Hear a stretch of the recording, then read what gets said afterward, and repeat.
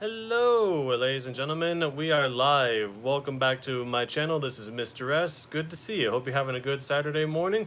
I sure am. I woke up bright and early, about 6 o'clock. Got up to go take the doggos on a nice stroll before they got way too hot out there to do anything because it gets super hot super early nowadays. And as you can see, my girls are very tired. The other one's up there somewhere. But I thought today, as you saw in the title, we're going to go ahead and draw L from Death Note, but we're going to do that second. I do need to warm up a little bit first. So what I'm going to do first is I'm going to go ahead and actually ink up a drawing that I did a while ago to give myself some practice and to show you how to ink with a dip pen rather than a technical pen. So let's get this flipped right around. Got some music playing in the background. There we go. Give me a second while I readjust this. There we go. So I got a little fun character right here. She's all ready to go. She's very playful. So let's get her inked up. So what I'm going to do is I'm going to be using a dip pen with actual fountain pen ink. So I have my ink pen supplies right here. So when I ink with a traditional pen, I use what are called G-pen nibs. And G-pen nibs, you can see that there's a G right there. These are more commonly used when someone is doing like manga over in Japan. And their nice thing about them is that they can go from large to thin lines with the same pen, so you don't have to constantly switch between pens or try to thicken out the lines arbitrarily later on. So what I'm going to do is I'm going to use my drawing ink here. This is specifically for manga drawing. It says there, right there. Don't know if you can see that. Make sure everything's in focus. So I'm going to swirl this around a little bit. I'm not going to shake it because if I shake it, then that's going to form a lot of bubbles inside there, which means I'm not going to get a consistent film of ink on my pen nib. What I also need to do is make sure that I grabbed one of my nibs that is burned at the edge. There we go. Yep, I did. Okay. So this one is all ready to go. I'm gonna grab my ink and try to open it. There we go. I'm very strong, can you tell? Okay. So we're gonna ink this the old school way. And this way it can be very scary, especially since I'm doing this live and I can't edit out any mistakes that I make, but that's okay. So you're gonna make sure that there's a little well of ink inside here. And actually this nib is not gonna do me very well because the tip is not burned. I've seen conflicting reports on if you should burn the tips of your nibs or not. I've seen a lot of people that say no, you shouldn't. But in my experience, the tips that I have actually burned, which is just slightly going over them with a lighter, have worked a lot better. But that's just my experience. I am no expert when it comes to ink. So let's go ahead and just start inking this up. This isn't the most ideal format to be doing this type of inking because this paper has a lot of texture on it, or has a little bit of tooth, which means that the nib can stumble, which is a bit of an issue. But as you can see, hopefully, you can go from thick to thin lines in the course of a single stroke, which is very, very useful. I'm gonna bring that down just a little bit more for you. So there's nobody watching right now, but that's okay. People can watch this later, and I hope if you're watching this later, I hope you're having a good day. I'm having a very good day myself. There we go.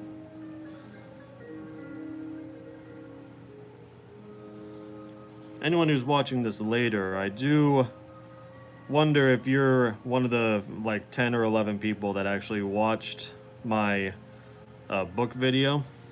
You're watching, but it says 0 people. Yeah, that is weird. It says 0 people, but I see that, but it's clear that one person is watching. Well, there, now it popped up to one, so there you go. Good to have you back, Jordan Fluff. Okay. So like I said at the beginning, I'm doing this just to warm myself up before I get to drawing L from Death Note. I also may be making this look easy, but trust me, inking with a traditional dip pen is anything but easy. It takes a lot of practice and a lot of skill to pull it off. Because at any second now, if I do this wrong, then the pen nib can just spill the ink out all over my drawing that I've worked very, very hard on. And I will be very, very sad. So I know that a lot of people don't like using dip pens, but personally, I find that the way it looks, the way that the ink looks when it plays across from the nib, is much more my thing. It would be very sad, so let's hope that that doesn't happen. But I like the way that the nib can make my drawing and make my ink look. I think it looks better than just using a normal technical pen. And I love using technical pens. I have a crud ton of technical pens. But this just works better for me personally. I like the way this looks more.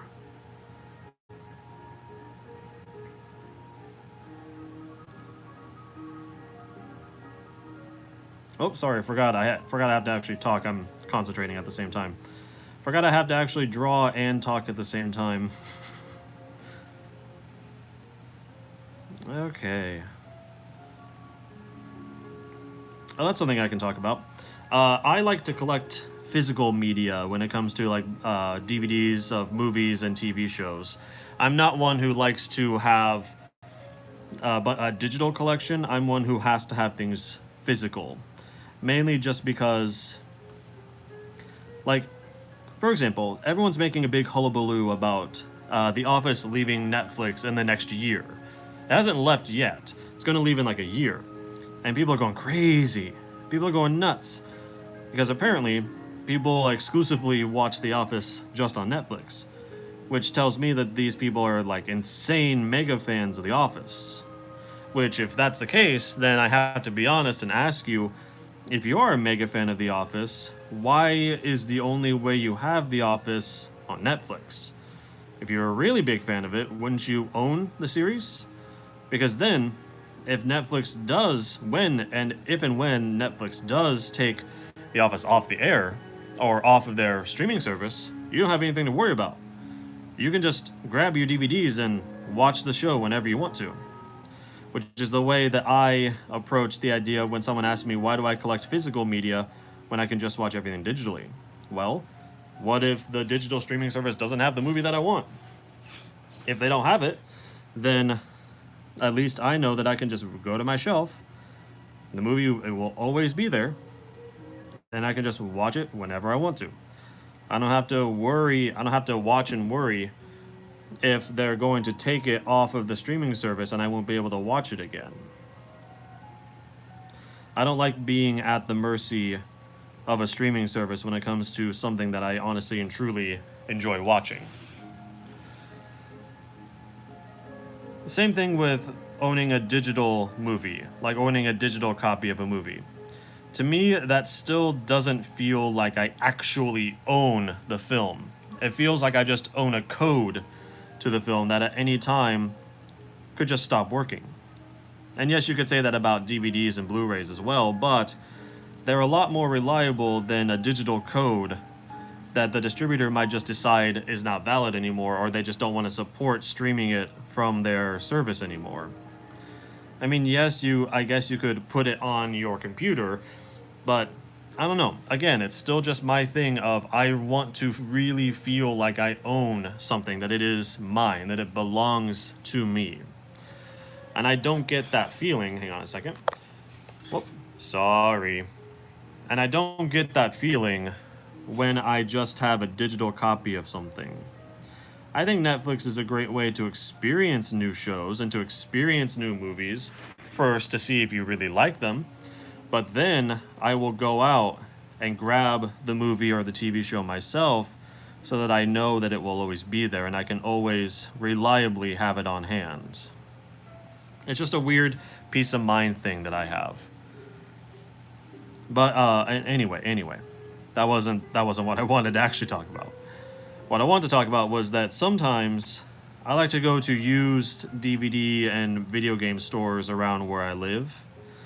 And sometimes it's just really funny the kind of deals you can find. Like the other day, for instance, I like to go around to these used stores and try to find discount Blu-rays. Because Blu-rays are so expensive, but they look so good. And I like to see what ones they have on discount there. And so I went there, and I went to the little kids section, because that's where all the animated films are, and that's the kind of stuff that I like. And I saw that they had a Blu-ray of Rango. I have a DVD of Rango, and traditionally I don't like to quote-unquote double dip, which means just buying a movie that I already own.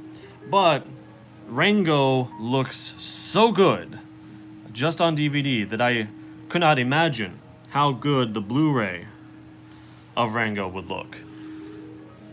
By the way, I'm rotating the drawing around because when you're working with a dip pen, you always have to make sure that this curved part here is pointing downwards, is below. You admire Rango? Yeah, it's a really good movie. It's, in my opinion, it's Johnny Depp's best movie. Right up there with Pirates of the Caribbean, and I love me some Pirates of the Caribbean.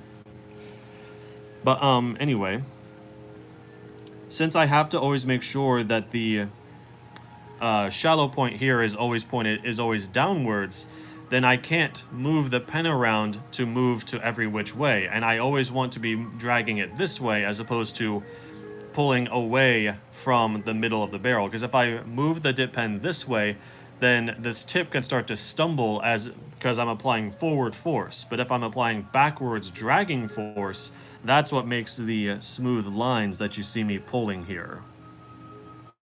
And so I have to rotate the paper to make sure it's always at the most advantageous angle. But anyway, Rango looks so good, and I could not imagine how good the Blu-ray of it was going to look. But it was $9.99, and so I thought to myself, well, if I didn't already own Rango, then I would definitely grab that. However, since I already own Rango, there is no point to me spending $10 on a movie that I already own just to have another version of it. But then, here's what makes me laugh. Then what happened was just a few spaces down, I saw that there was a combo Blu-ray pack. And this combo Blu-ray pack had Rango and the live-action Yogi Bear movie. The one with Justin Timberlake as Boo Boo and Dan Aykroyd as Yogi Bear. Now, 2 Blu-rays in one combo pack you'd think would be more expensive. However, this combo pack costs $3.99. Hello, FJ. Good to have you here. This Blu-ray combo pack costs $3.99. So, what that tells me is that Rango on its own is worth $10, but when Rango was forced to share a case with Yogi Bear, it lowered the price of everything it touched down significantly to the point where basically, if you broke it down, each of those Blu-rays only cost $2. So if I completely ignore the Yogi Bear part of that equation, then that means that Rango only cost $4 instead of $10. Let's bring this back up, because we are at the end of casually inking this fun little piece that I had right here. I think she turned out pretty good, but we're not quite done yet. I need to let this ink set up for a little bit, and I need to grab some water. So give me a hot second. I'm gonna try to keep talking to you as I go and get some water. This is very professional, I might add, So very, very professional. Can you still hear me? I have no idea if you can hear me or if I'm just shouting like a madman. I could very well just be shouting like a madman. I don't know. I might just be a complete moron. Who knows? Not me, because I'm not over by my camera. I am the most professional streamer on YouTube without a shadow of a doubt.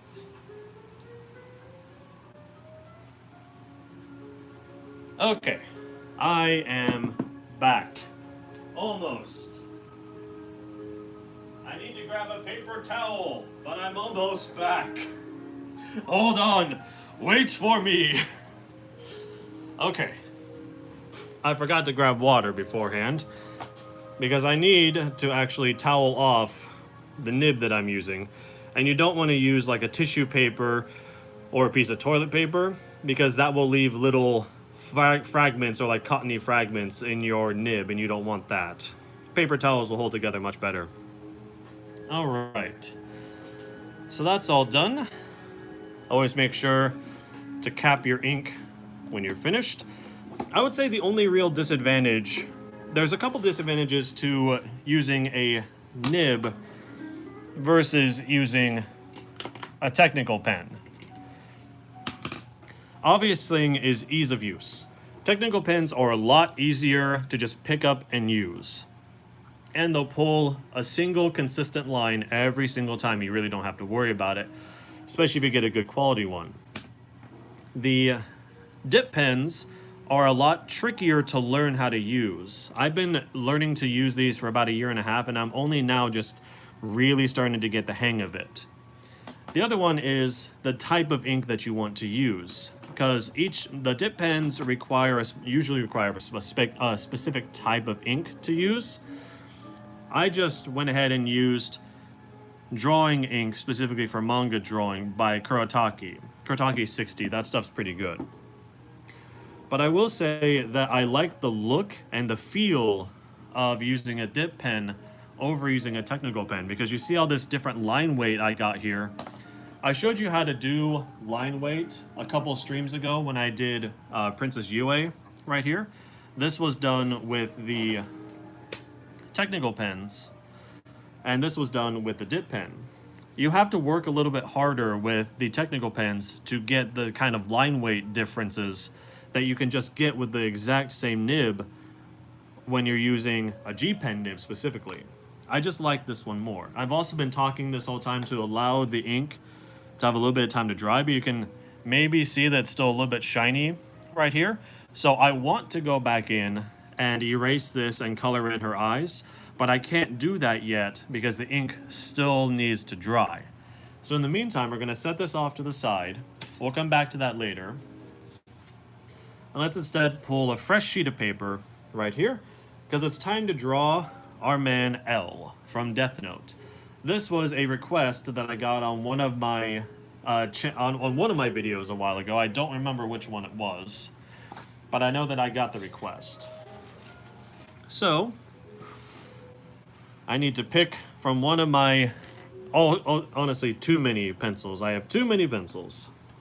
This is just a portion of them. 1, 2, 3, 4, 5. I think I have 2 more hiding somewhere. I actually have another copy of this pencil. It's just somewhere. I wish I knew where it was.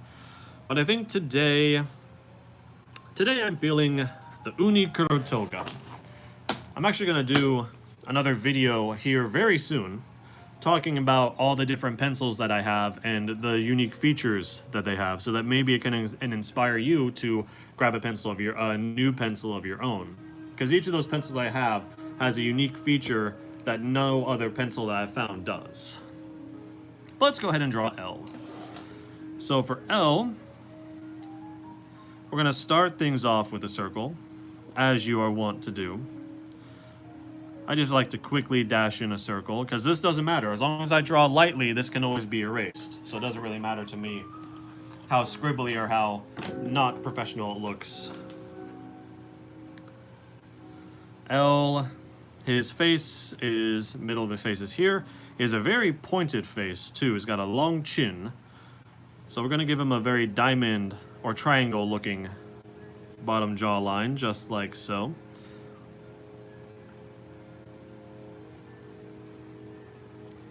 Oh, another place I like to go for discount Blu-rays and DVDs is actually, of all places, Big Lots.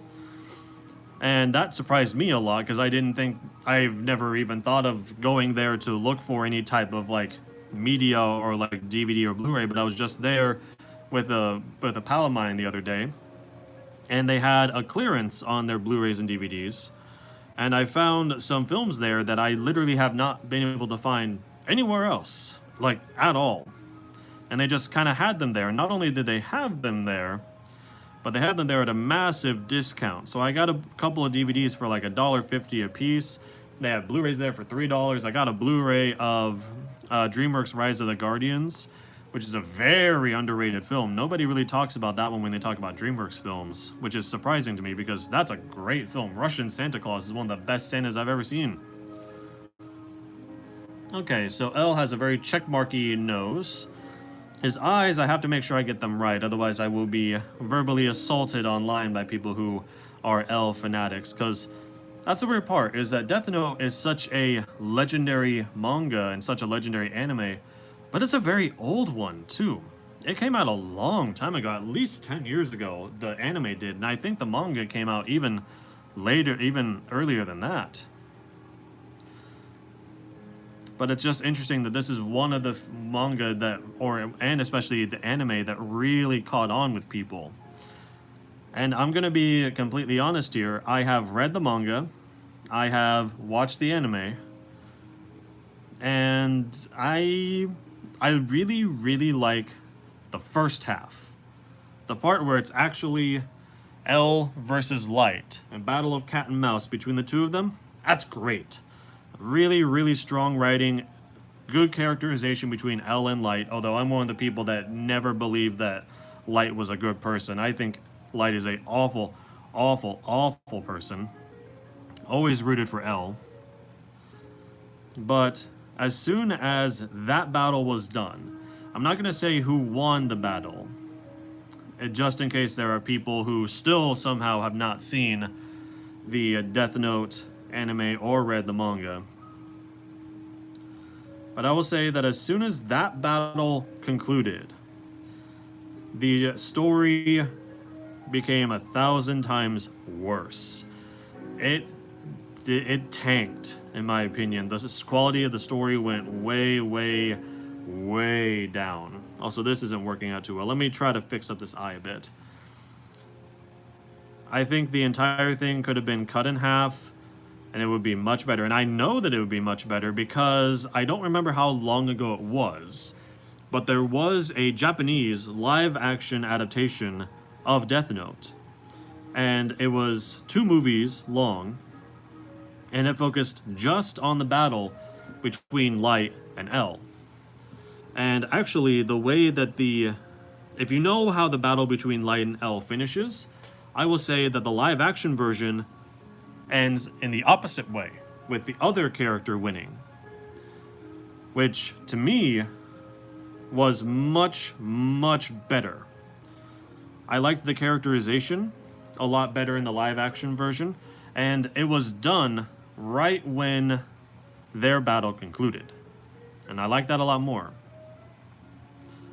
I tried my best to enjoy the other part, the second half, but it just wasn't the same after this main battle was finished. Hello, second person. We are drawing Elle from Death Note today, while we are also waiting for a drawing to dry that I inked a couple of minutes ago. And I was just talking about the fact that I'm not the biggest fan of Death Note, at least the second half of it. I like the first half a lot. Second half leaves a lot to be desired. So let's go ahead and draw in his hair. His very distinct, messy hairstyle, and I quite like that. I will always say this about Death Note. I love the art. The art in the manga and the anime is great. The mangaka, Takashi Obata. You're here again? Nice to have you back. The mangaka for Death Note, Takashi Obata, is a phenomenally good artist. He is also the artist behind the manga Bakuman, which is a manga about people making manga, which is really funny to me. But he also was the writer and artist of the manga adaptation of the story called All You Need Is Kill. And if you don't know that name, you might know it better by the name that it got when it was adapted into a Hollywood movie. It was called Live, Die, Repeat, Edge of Tomorrow with Tom Cruise.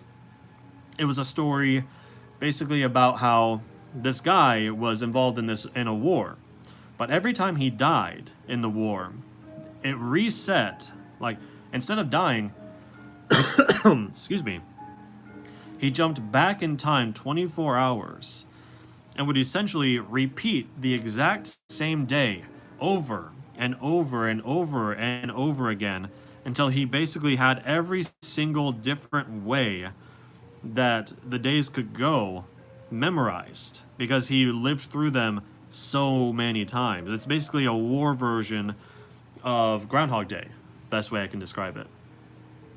But I liked the Hollywood version with Tom Cruise a lot. I think the creator and the writer of that film did a very good job. But to me, the best version is the 2-volume series that was made by Takashi Obata. Actually, hang on. I'm really excited about talking about this, so why don't we go and actually get it? You wanna just give me a second. I want to show you this thing that I have, so I'm gonna go all the way upstairs. I'm still here, and we'll go and take a look at it right here. So this is the manga shelf that I've got. This is all the physical stuff that I have. I actually decided to keep my Rurouni Kenshin volumes. I'll talk about that later. But here is what I was talking about. The All You Need Is Kill by Takashi Obata. They released this as 2 separate volumes, but they also released it as just like the complete volume right here. This is the complete thing. And it was only, this is only $15. I got this a couple of years ago. I still read through this because look at that art. That art is phenomenally good. I would check that out, honestly. If you like the art of Death Note and the art of Bakuman, I would definitely check that out because it's just a bunch more of that goodness from him. Okay, sorry for the diversion.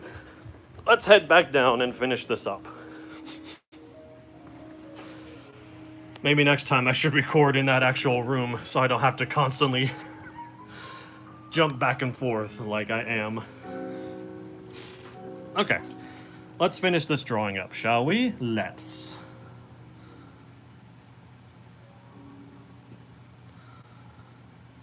Okay, so L's hair is almost finished up. I wonder if Takashi Obata designed L's hair like this just because it would be relatively easy to consistently draw. You just draw a bunch of spikes, a bunch of crazy spikes, and you're good to go. Let's thicken that up a bit. Let's bring that up a little bit more.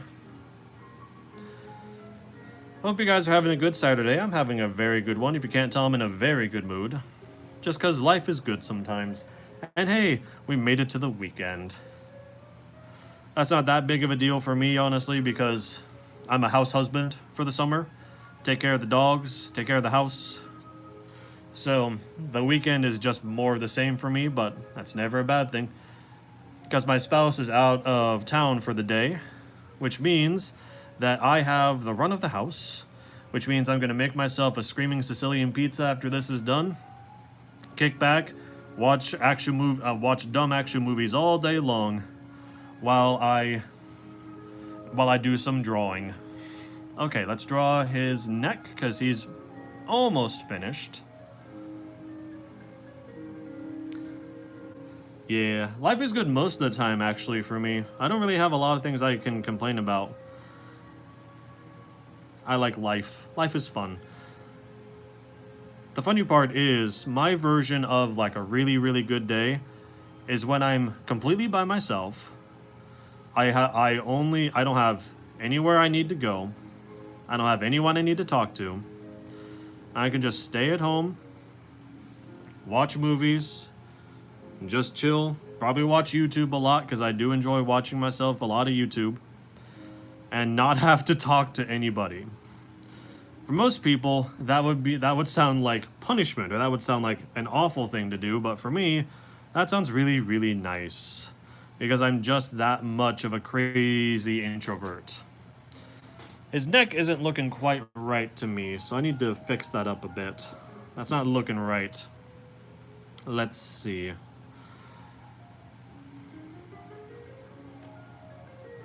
Bring it up a little bit, maybe. There, I think that works better.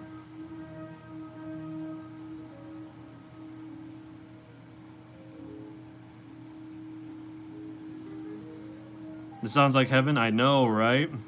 And the best part is I can watch whatever movies I want to, and nobody will comment on them because nobody's here. Because I'll be honest with you, my taste in movies is not what I would call refined. I would not call myself a connoisseur of fine delicacies when it comes to cinema. Like, I have some movies like that.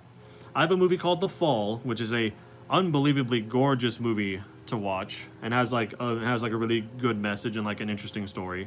I have The Seventh Seal, which is a classic movie from the 1950s, black and white, gorgeous movie. But most of my movies are horror movies, screwball comedies, or most of my movies are just unabashed B-movie action crap. They're not good movies, but gosh darn if they aren't fun movies. That's the most important thing to me is, I could either be looking at the movie with like a monocle on the top and go, yes, very, very philosophical, has a lot of deep things to say. Or I could just say, ooh, this is fun. Remember when things can just be fun? I sure do. I like it when movies are more just about fun. Because honestly, a lot of times too, when a movie is like really like critically acclaimed, it's usually a horrifically depressing movie. And as much as I can acknowledge that the film is probably very competently made and is very well done, I'm not gonna want to watch a movie that is horrifically depressing. Like, that does not sound fun to me in the slightest. I don't like to watch movies that are sad. I like to watch movies that are silly, scary, or stupid. Or, again, fun. So a lot of my movie shelf that I may show off someday, a lot of my movie shelf is just a bunch of action movie schlock. Like, one of my favorite things I have is the 8-movie collection of Friday the 13th films. Are they good movies? No. Are they fun? Yes. Okay, looks like L is about finished up now. So we're going to go ahead and give him a nice inking. And I shall be using my brush pen for this.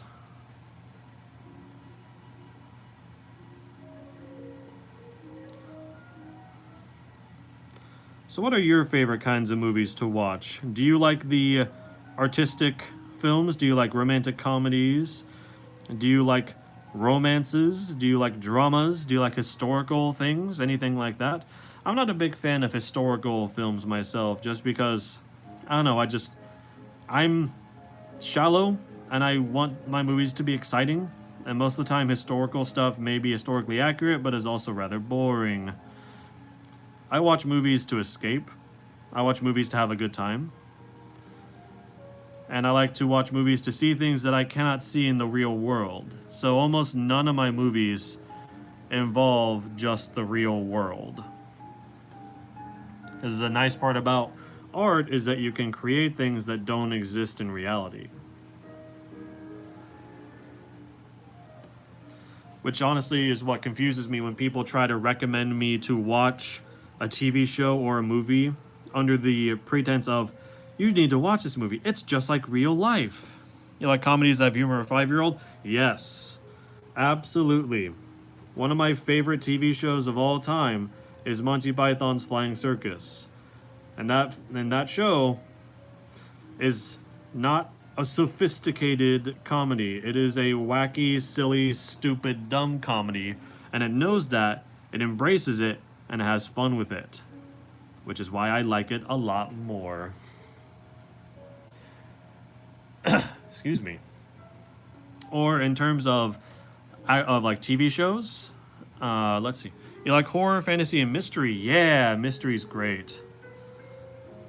Actually, in terms of mystery, one of my favorite movies that involves a mystery, while also being really funny, is the live-action adaptation of Clue.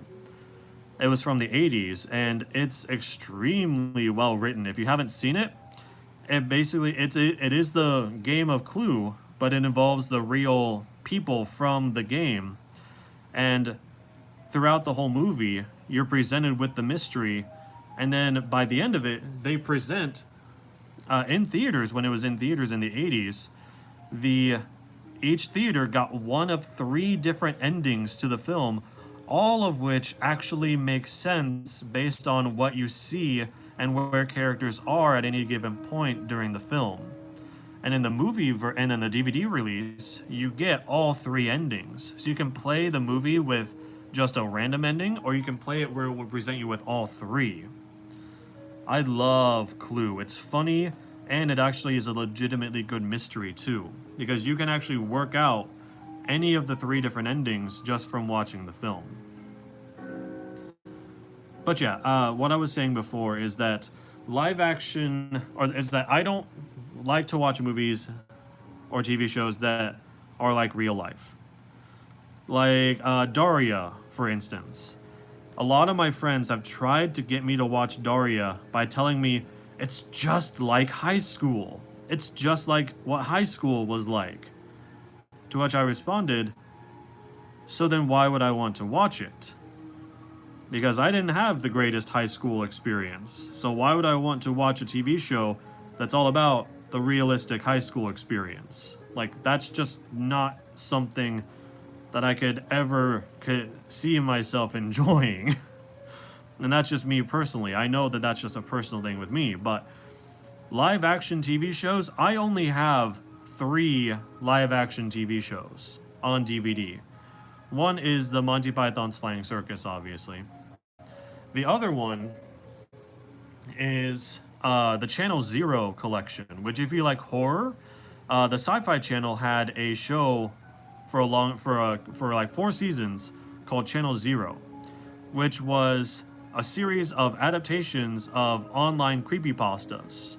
And they would take the creepypasta and adapt it into a 6-episode miniseries. So the show was not very long and was focused on one particular story and was an anthology of sorts. The first season was about Candle Cove. The second season was about No End House. The third season was about Butcher's Block. And the 4th season was about the Dream Door. Actually, hang on a second. It's right over there. I'm going to go get it. I like to show you things that I have because having things makes me happy.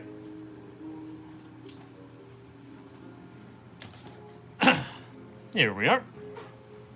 Yeah, we'll just push this aside for a second.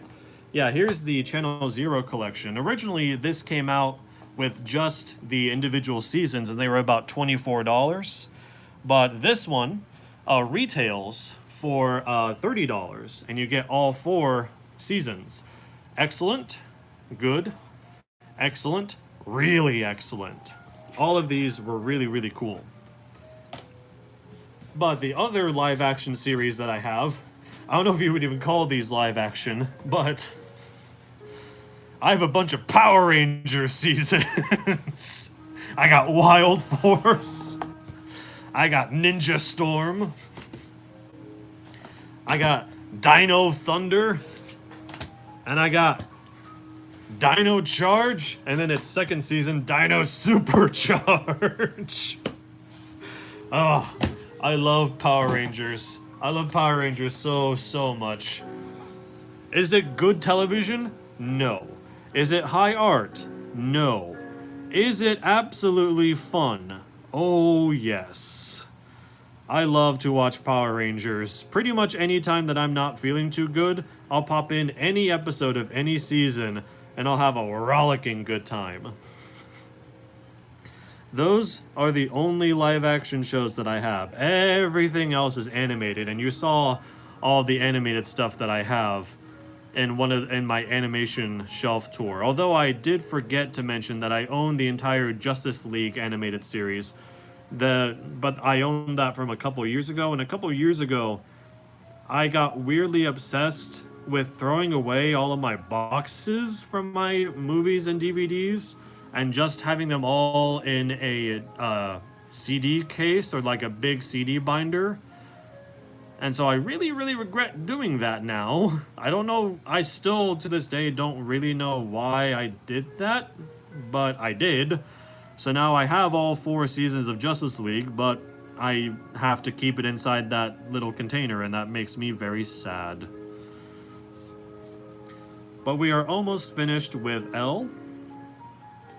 What I'm doing on the middle is, instead of going really smoothly and slowly with my brush, I'm quickly scrubbing it back and forth, which creates this unique textured effect, which I think can help with having this look shaded without me having to do any kind of like hatching or cross hatching with a technical pen. Oh, that's another thing, is that with dip pens, the hatching and cross hatching is very tricky with those if you're not careful. So I'll usually do line work with my G pen, and then I'll do the hatching and cross hatching, shading and detailing with my technical pens. Okay, so I think that's going to finish up L for today. I'm quite happy with how he turned out. I'm going to let that set for a second, and then I'll go ahead and erase him. But I'm pretty happy with how he turned out. Again, it doesn't look exactly 100% like L, but I don't really ever want to try to achieve something like that. I want to do more so a little bit of my own take on these characters rather than try to do a exact one-to-one replica, because then you might as well just go look at someone else. Thanks, FJ, I appreciate that. But if I made it look exactly like the original L from Death Note, then, you know, there wouldn't be much point to looking at my drawing. You could just look at the original one. You know, there's not much point in that. But this has pretty much finished up. I'll give it a quick sign. Just like that. And then we'll come back here and we'll finish this off by coming back to this one that I inked at the beginning of the video. Everything should be pretty dry by now. But one thing too is that you want to be really careful if you're going to get into inking with a dip pen. You want to be very aware of what the actual ink itself is going to do. Because I had a drawing ink that laid down beautifully. It laid down so well. However, after I let it dry for one entire day, I came back, started to erase it, and then it immediately smudged. Like hardcore, it smudged. And it was a pretty big drawing that I'd worked a long time on, but it immediately smudged.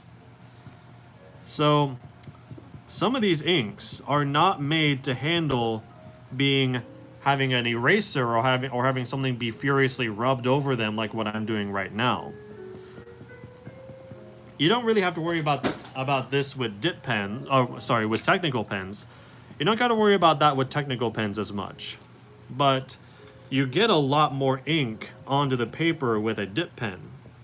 So you want to be a lot more careful and run some tests with any ink that you get if you're going to get into dip pens, to make sure that it can handle being erased, and to learn how long it will actually take for it to dry. That would be very important as well.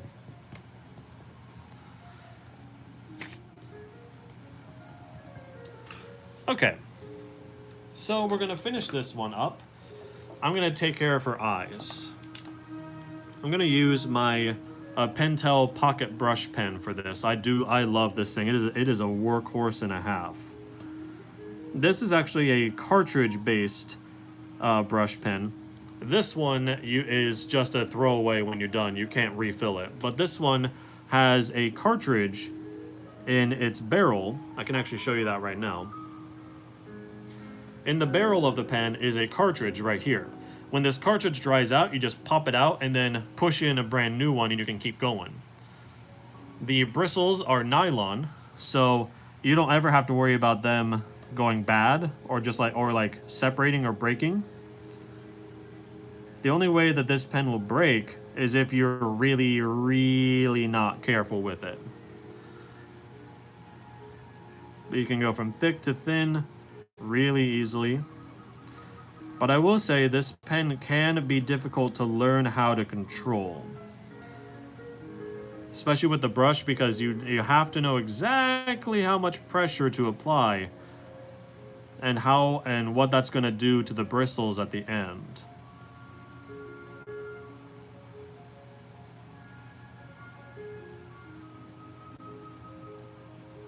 There we go. And then we'll come into the eye itself.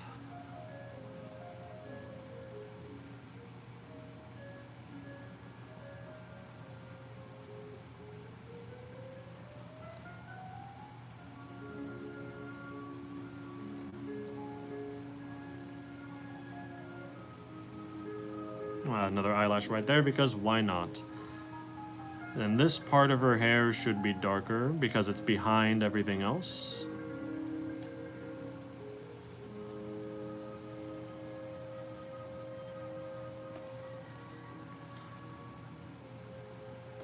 And there we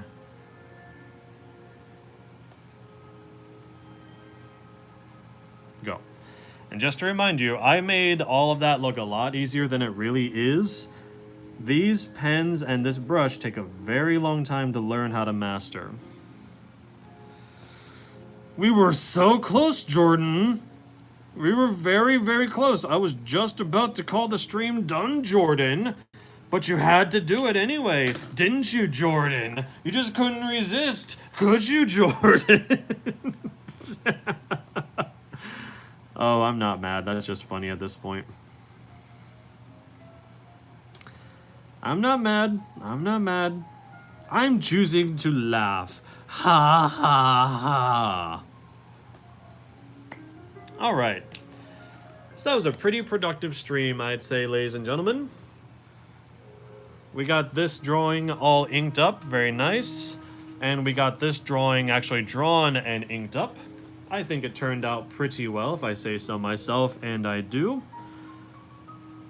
Thank you all very much for participating in the stream this time. It means a lot to me that I have a consistent number of people that seem to want to come back and enjoy watching my silly little stuff that I like to do. And yeah, good to see you all, ladies and gentlemen, but it is actually time for me to retire the stream for the day. I have a very long day of working on commissions and watching movies and eating pizza and enjoying myself. Thank you all very much for watching, ladies and gentlemen. And until next time, this has been Mr. S, and have yourselves a very good day.